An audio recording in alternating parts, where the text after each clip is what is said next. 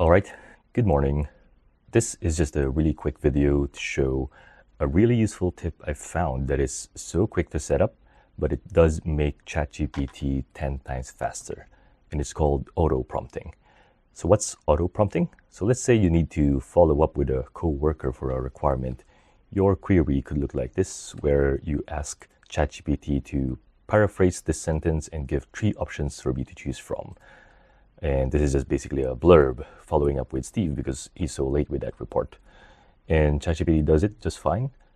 But if I use auto prompting, I would have these shortcuts where my prompt would simply just be P3, hey Steve, you're so late, etc. And it provides me that same response. So what just happened here? Essentially what I did is a set of shortcuts. In this case, P means I want to paraphrase this prompt. And 3 means that I want ChatGPT to provide me 3 options to choose from. And it's very simple to set up.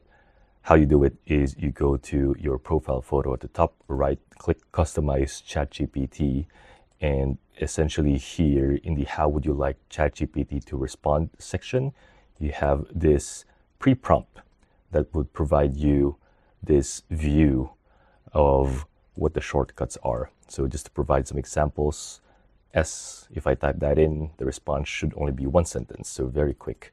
L means that response should be long and detailed with headers and subheaders to provide structure.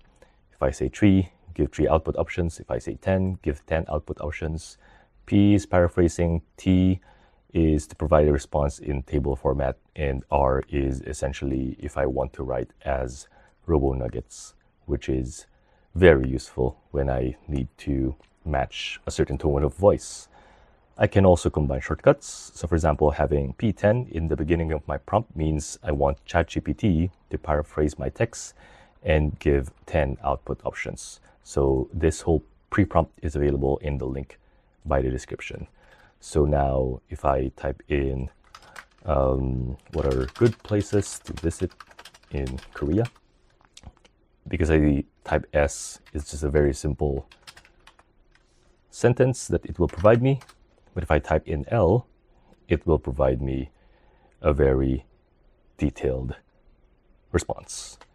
And in this case, it even gave me 2 options, which ChatGPT sometimes does. So there, very quick. What's great about it is it also works in the ChatGPT mobile app. And in mobile, you're a slower typer generally, so this really helps. You can add more of those prompts depending on your own workflow and most common use cases. And the fact really that you can combine pre-prompts or auto prompts really helps. And you can also apply it in other tools like Perplexity. So if you use that a lot, it will actually allow you to provide that same space where you can also provide a pre-prompt. So if you go to your settings, hit your profile, you can add it here in the introduce yourself section where you can just provide those pre-prompts under Perplexity. So that is tip number 1. Tip number 2 to make your workflow faster is that you can actually use the Google search bar if you're using Chrome to access ChatGPT without going to ChatGPT. So the way you do that is by typing, in my case, C. And then let's say I have a prompt here, who is CrowdStrike? It immediately allows me to ask that prompt directly to ChatGPT without going to ChatGPT first. This is also possible with other AI tools, AI chatbots like Perplexity. You can see I just typed in who is CrowdStrike in the search bar at the top, and it directly queried that in Perplexity. Also available in Bing.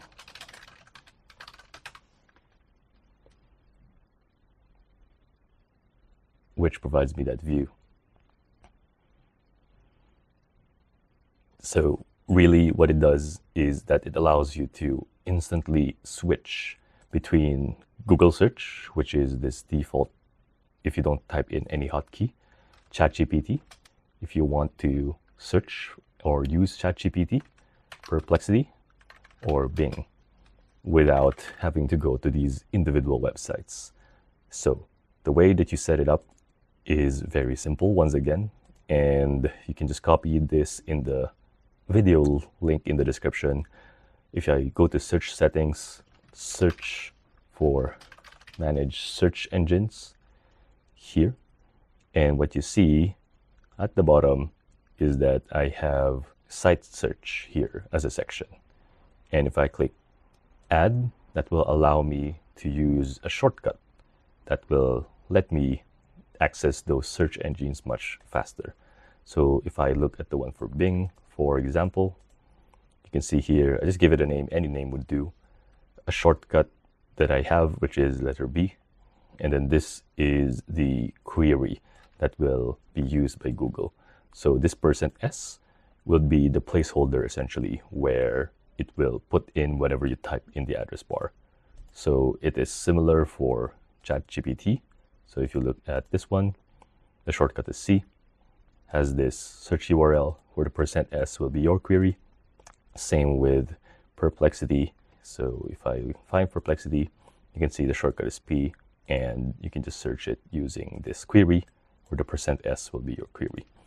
So there, very useful, especially if I want to really dive in on a particular topic and I know what tool to use. Let's say Perplexity I use for pretty much researching a topic. Let's say top 10 trends 2024 on digital marketing.